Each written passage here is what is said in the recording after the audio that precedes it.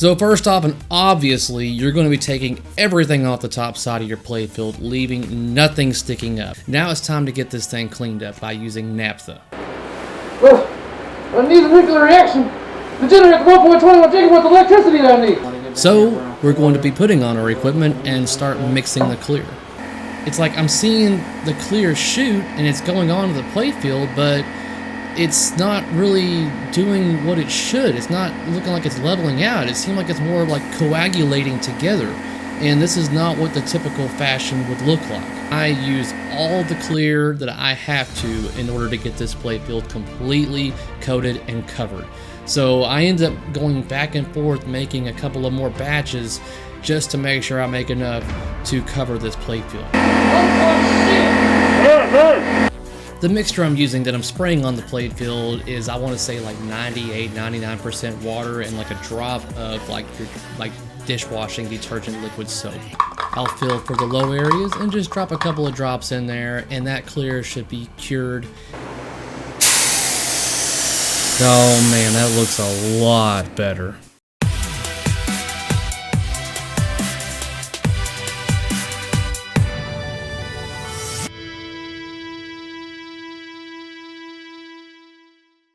What's up, guys, and welcome back to another episode on Straight Down the Middle. My name is Cary Hardy and I talk and do everything pinball, so if that sounds interesting to you, then hit that subscribe button down below.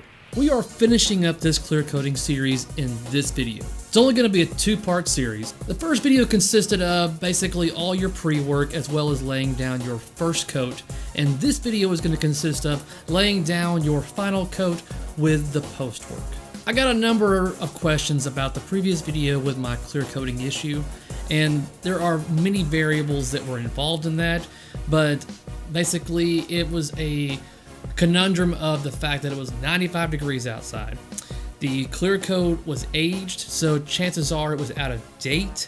Then I used a fast hardener. So with the combination of all those, that has got to be the issue, because in this video I'm still going to be using the same clear coating gun, but I am switching over to a new clear coat. I'm not going to be using the same clear coat this time around because the place that sold it closed down. I have since then switched to Advantage. I usually use DuPont's Chroma Clear, but that's usually on my machines. But with the results I get with Hook, chances are I might actually switch over to Advantage because it looks great and it's rock solid. So where we left off on our last video is that we just got finished sanding down a whole bunch of clear coat due to the amount that I had to throw onto it. The playfield has been cleaned and we're ready for our final coat. Alright, so what I'm doing is putting down a mist coat over the entire playfield.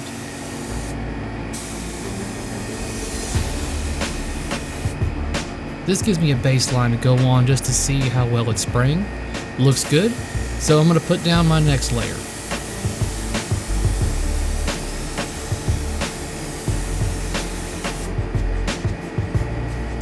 So far so good. After a couple of minutes,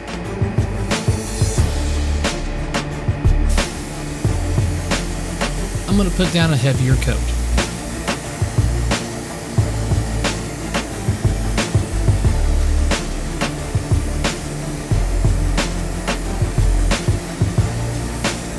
Now, something I want you to keep an eye on is how much more reflective the playfield starts becoming with the more clear that goes down.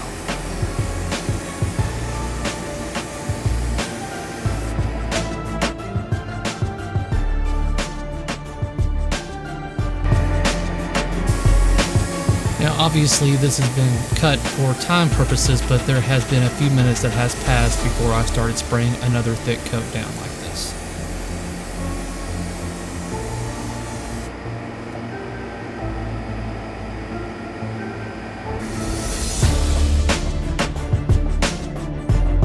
Now I'm going to let the playfield sit there for about 5 or 10 minutes so that way it can settle down, and then we're going to take a look to see if there are any issues that need to be addressed, like bubbles or anything like that, but this time around there were no issues.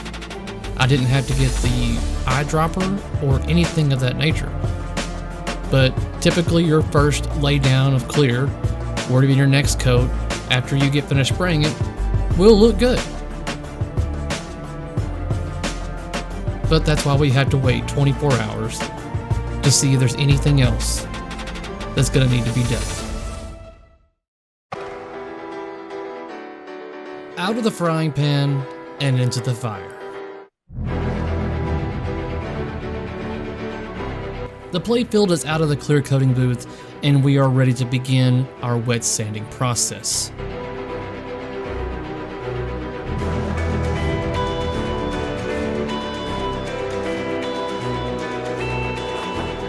I'm going to start out with an 800 grit. This is a little bit higher up than the usual 500 that I was using on the first coat, because typically this should look flat. So I'm going to give this a really good once over, sped up obviously for time purposes. And what I want to see whenever I get this all wiped off is there are no low spots. The only shiny areas should be around where there are holes in the playfield. I shouldn't see any low areas where the ball will be rolling. But is that what we get? And that is exactly what we got.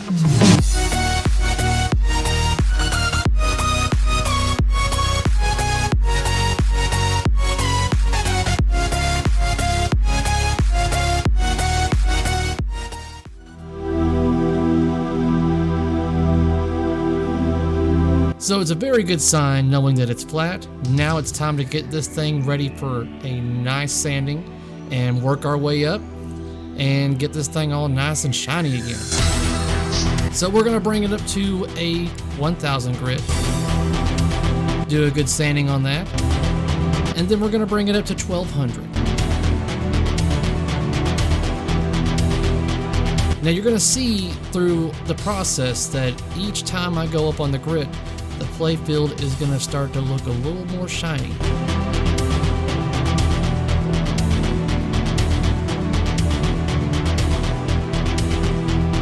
Working our way up to 1500 now. Moved over to the sanding block because this is the size of sandpaper that I have.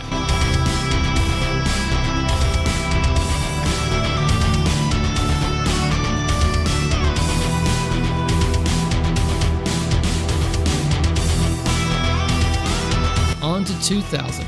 Now the 2000 grit, it's going to be a lot easier to sand with. You're going to feel like the sandpaper is really not doing much, but trust me, it is.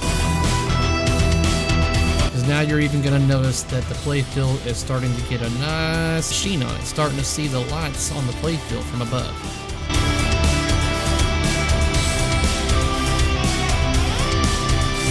On to 2500. This is where we really start seeing a difference.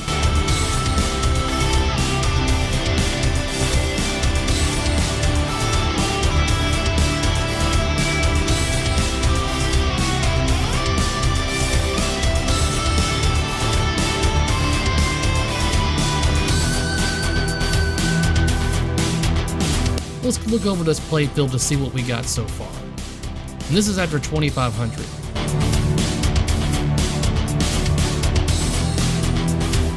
It's looking pretty good. It's not as shiny as we want it to be, obviously, but just kind of giving you an idea of what the sheen looks like at this point in time.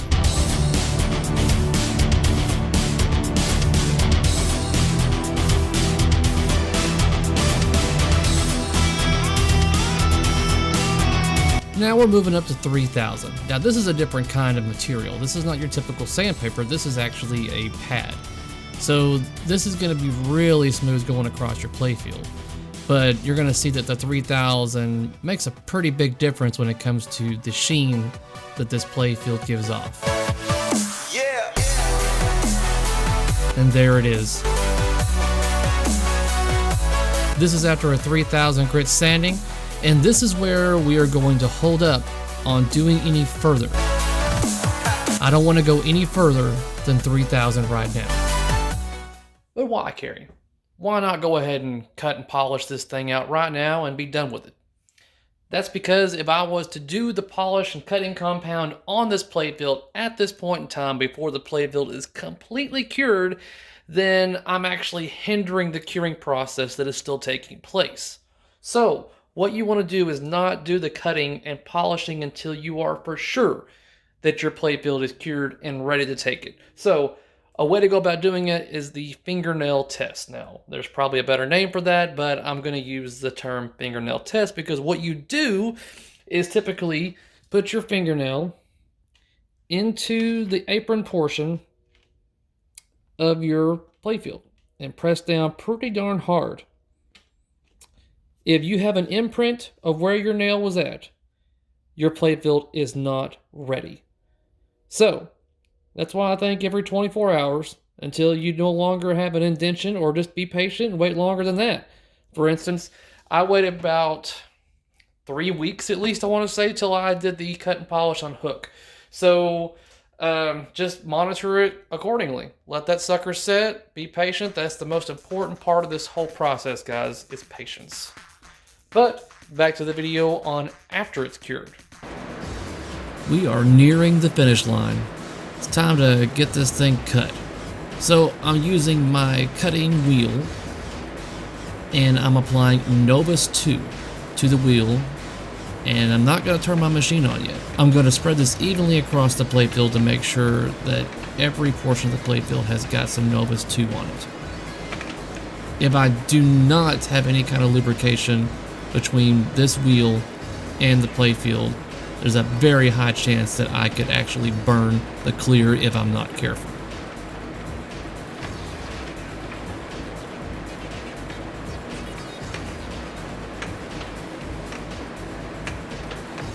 And once I believe I've got a good layer of Novus 2 across the playfield and my cutting compound is completely soaked into the pad, I will begin a medium to low spin speed and work my way across the playfield. Now you're going to immediately see this baby start to shine.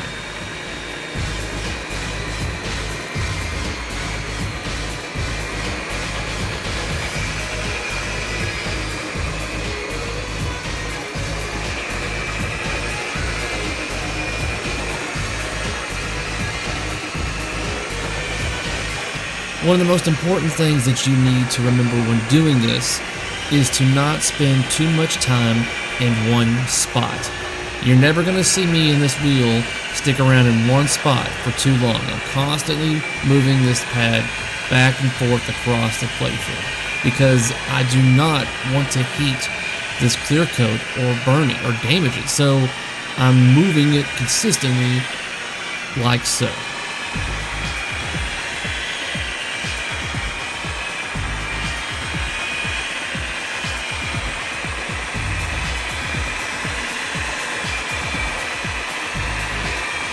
Now, something you're going to even see me check is to make sure that I'm not heating the clear.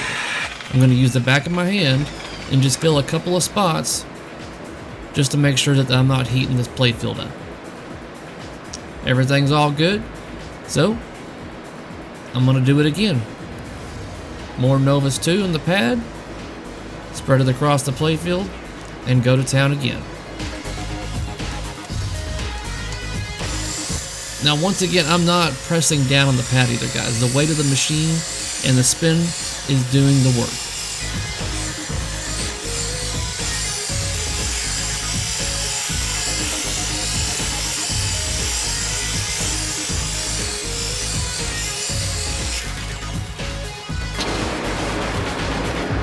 Getting a lot closer to that look that you've been wanting to see for a while now.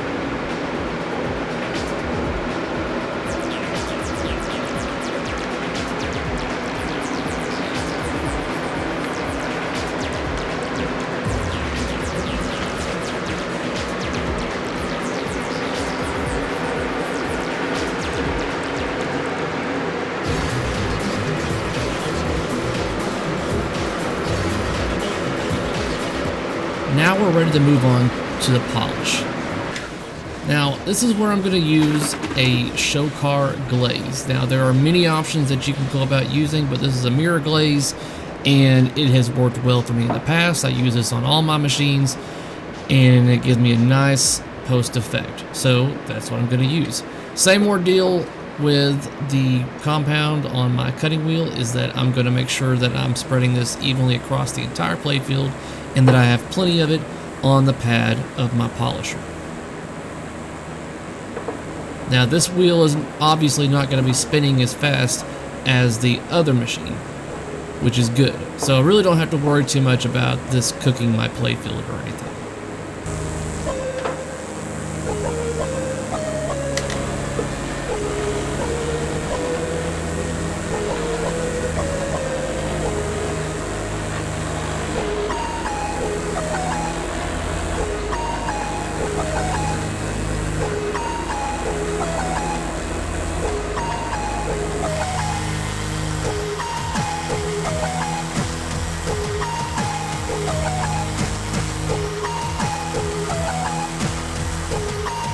Now once I go over the playfield a couple of times with this,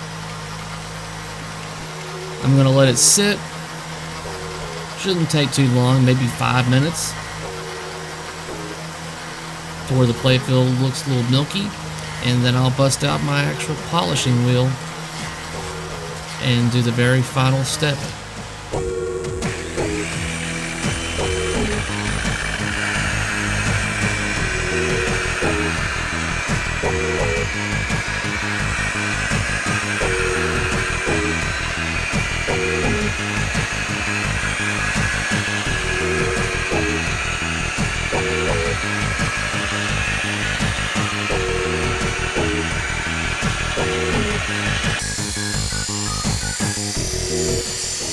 Look how shiny this damn thing is, guys.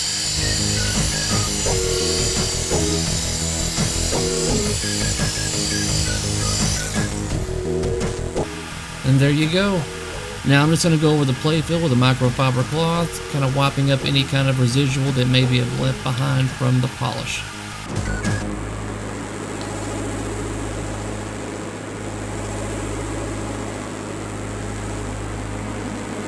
And we're done. That is essentially the clear coating process with polish.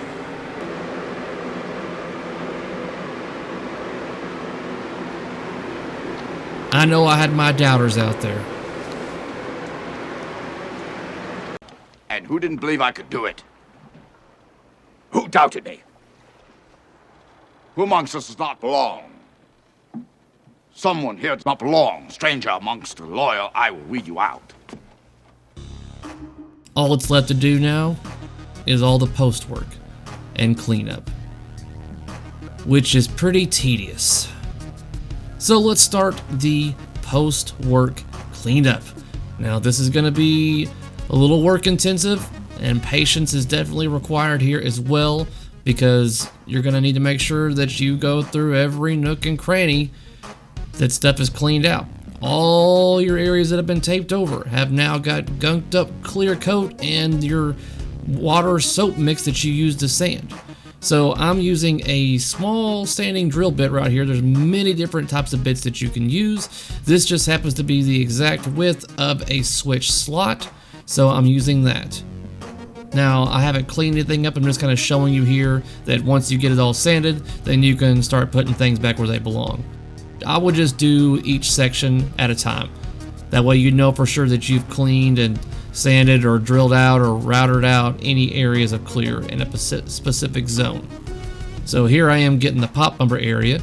I'll pull off that one pop bumper, get it all eaten away with the drill bit, use some isopropyl alcohol, wipe all that extra stuff away, slide it into place.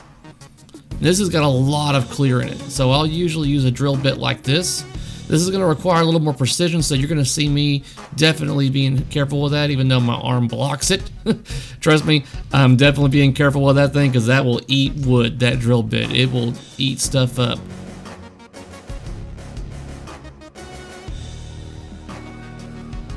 And there we have it. Once you've gone over every switch slot, then you've got to deal with this mess right here. What a mess. Then you can start reassembling your playfield. I usually go first with anything that is not actually mounted into the top side first. So flippers, targets, drop targets, pop bumpers, slingshots, mechanisms, stuff like that. I usually get those all in place.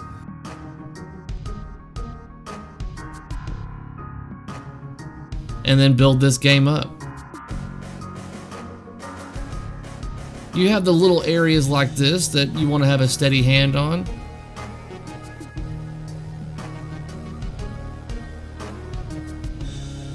Just to get that clear out of those little crevices like that.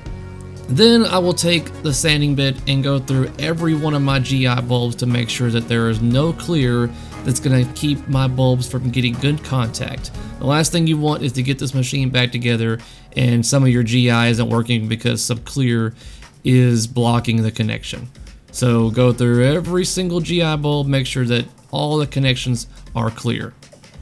And that's going to wrap up this clear coating series, guys. Please, if you like what you've seen and maybe even learned something, be sure to give me that thumbs up. And if you haven't already, do not forget to hit that subscribe button down below. That way you can be notified on whenever we upload something for your viewing pleasure. Until next time, peace out.